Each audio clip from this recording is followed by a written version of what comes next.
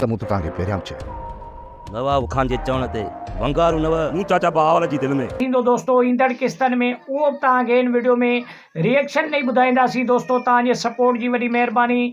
Channel तव्हांखे किथां बि सुठो लॻे असांजे चैनल खे सब्सक्राइब कयो, वीडियो खे लाइक करे ऐं सुठो कमेंट ॾेई पंहिंजे राय जो इज़हार लाज़मी ॾींदा। छाजे करे सिंधी ड्रामा जे बारे में असांजे चैनल ते तव्हांखे रिएक्शन बिल्कुलु मिलंदो दोस्तों, त वॾी महिरबानी। हलूं ड्रामा सीरियल में छा मूसा बहावल खान ॾे हली वेंदो, तो छा अॻिते हली बहावल खान मूसा खे माफ़ करे छॾींदो दोस्तों? हे हिकु थी वेंदा पाण में गिराठी पाए जा अॻिते छा वरी झेड़ो शुरू थींदो दोस्तों?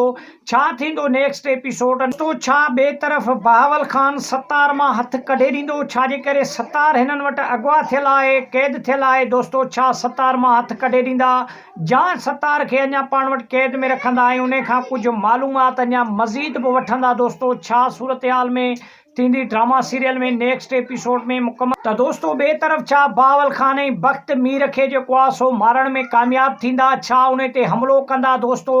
छा नेक्स्ट छा ॿिए तरफ़ मूसा बहावल खान ॾे हली वेंदो? छा सूरत हाल थींदो? छाजे करे जो मूसा जे मथां हींअर दबाव आहे त बहावल खान सां ठाह कजे ऐं बहावल खान सां गॾिजी दोस्तों कमु कजे। छा बहावल खान मूसा खे सम्झाइण जे लाइ वेंदो? छा उन खे सम्झाईंदो त तव्हां झेड़ो न कयो ऐं मामले खे हिते ई रफ़ा दफ़ा कयो दोस्तों?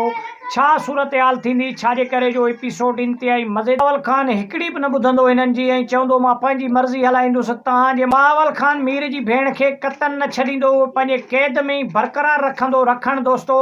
छाजे करे जो बहावल खान जे कैद में हिन वक़्तु मीर जी भेण मौजूदु आहे। छा बहावल खान मीर जी भेण जी शादी कराईंदो? छा अॻिते सूरत हाल थींदी? छा मीर सर धड़ जी बाज़ी हणंदो पंहिंजे भेण खे आज़ादु कराइण जे लाइ दोस्तों?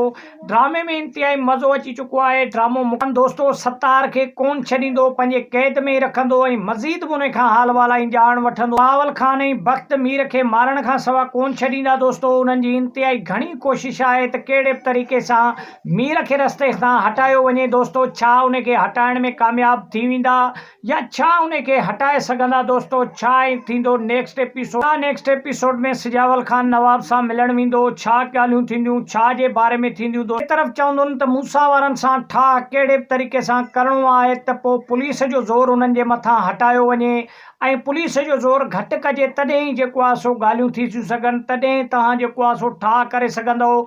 त पोइ ॿियो नवाब खान पुलिस वारनि खे झले छॾींदो त तव्हां जेको आहे सो मूसा वारनि खे तंग न कयो ऐं असां मूसा वारनि सां ॻाल्हियूं करे जेको आहे सो ठाह करण जी कोशिशि था कयूं। त दोस्तों इहो अॼोको एपिसोड इंतिहाई मज़ेदार एपिसोड हो दोस्तों जेको तव्हां ॾिठो।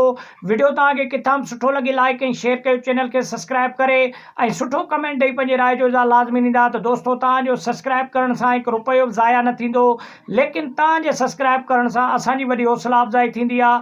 त दोस्तों पाण मिलंदासीं इंशाअल्लाह नेक्स्ट एपिसोड में। त वॾी महिरबानी तेसिताईं पंहिंजो